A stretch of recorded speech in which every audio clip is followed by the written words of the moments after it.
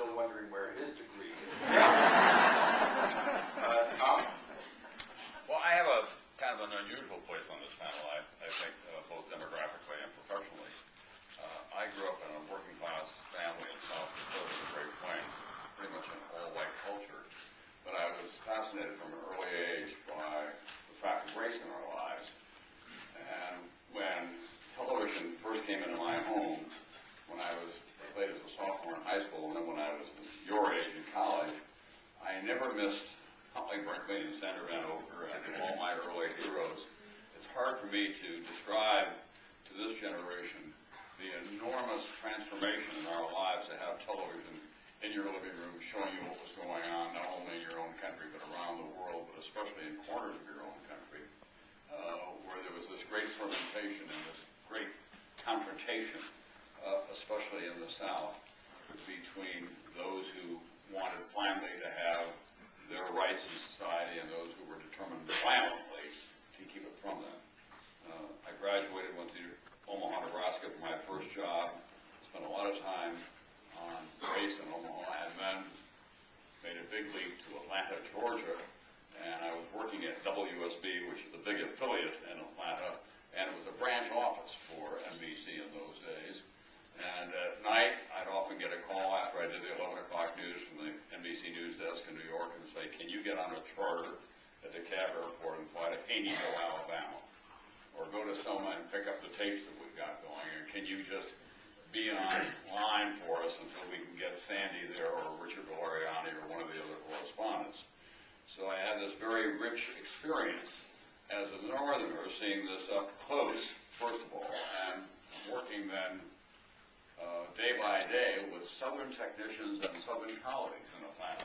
And that was a profound education for me, because I then was forced to look at this issue through their eyes, and we'd have these very vigorous arguments. And I have this very memorable memory now of, at the Sunday night in Selma, getting back to the office and preparing the tapes that we were going to be feeding to New York, and looking at what was going on with the man that I cared about a lot personally. And I said, Aubrey, this cannot stand. This is outrageous. And he kept looking for some moment in the tape that would justify what they were doing at the bridge. And finally he gave up, and his shoulders slumped, and he said, you're right, we're wrong. And I felt I'd kind of made one convert there, however temporarily. One of the most, I suppose, enduring memories that I have of that time, I have two of them, is that there was a little episode that we thought might happen in a nasty little county called Tolliver County, which was straight east of Atlanta, Piney Woods County with a lot of rednecks. And the school had decided that they would ship the white students by bus to the next county because they were under court orders to integrate their schools.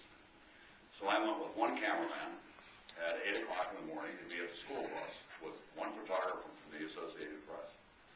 And as these very small African-American children came out of their homes to get on the school bus because they wanted to go to the good school as well, out of the woods came all these lumberjacks and rednecks with pickaxes and with their veins bulging on their necks, and they began to pull these kids off who were 8 and 9 years old, and to slap them and to beat them and to throw them up against the homes, the sidings of the homes. And we were filming that at that time, and suddenly they realized that we were there, just three of us from Atlanta. And they turned on us. And they grabbed my cameraman and rustled his camera away, had him shoved up against the tree. Two guys were holding me back. The AP photographer, when they asked him where he was from, he said from the FBI. It didn't work. It didn't work. And what I remember, and what Gene will remember as well, the FBI was off and around, but they didn't do anything. That's right. They just stood off to the side. They were there as observers because J.H. Everybody thought this was a communist plot. That's right. So you see these agents standing off their short sleeve white shirts and muscle bulging, and you look for help, and they weren't going to give you any. In this case, there was a highway patrolman that had watched me on the air in Atlanta, and for reasons I'm forever grateful, he came over and said, boys, I'd like to join in on all of this. But he said, if we do this to a reporter, we're all going to get in a lot of trouble. We got to let him go. And the sheriff pointed a shotgun at me and said, you get out of here right now. And one of the more memorable lines I have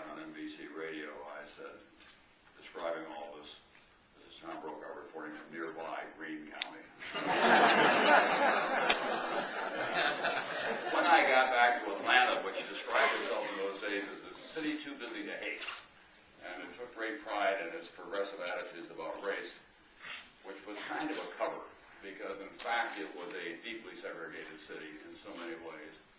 And I had a pretty enlightened boss, and he said, why don't you go on the air tonight and do a first-person commentary about what it's like to move to the south from the north and to go through this kind of an experience. And I did. And I said, those of us who live in Atlanta and think of ourselves here as more enlightened on race are being judged by the rest of the country not by our silence, but by the actions of those people that I met today in Delaware County. And the switchboard was flooded with people who said, he's given me reason to think of this in a different way. It was a very heartening moment for me. The other story that I'll tell you very briefly, I was in Americus, Georgia, which is a pretty nasty place, and it had blown up, and I had gotten there early, and I had cultivated a fireman and a policeman to get some information about what they were planning in terms of local security. Gene showed up, and when you were covering a big story in the South on race in those days, and Gene showed up, it was like Eli Manning coming to town. We kind of knew that you were in the presence of the big leagues. And Gene and all the national reporters came. I'd been there for a couple of days. And I got up early the next morning to go down to the town square, and the fireman that I had been cultivating spotted me and grabbed me by the necktie and led me across the town square, kind of on my tiptoes. And I said, what's this all about? He said, I read that story you wrote in the New York Times today. I don't work for the New York Times, I work for NBC News. He said, you all work for the same outfit. If the Times wrote something, we got blamed. If we put it on our paper, the Times got blamed. So those were memorable times, but it's hard for me to describe to all of you how important they were. Let me just say one other thing, especially to your generation. What you're hearing tonight is the essence of journalism. And you cannot let this form and its place in our culture and in this republic disappear. These are not just entertaining stories. These were critically important stories for the advancement of this country, so that people across America could know what was going on in their name. And there was no more important figure in the time of all of us than Dr. King, because of his courage and because of his nonviolent philosophy, that he liberated everybody in America, not just black people. He liberated all of us. This institution, this country, is a far better place today, not just because of the work that we did, but because of the story that we were covering and how people responded to it. And if you lose that,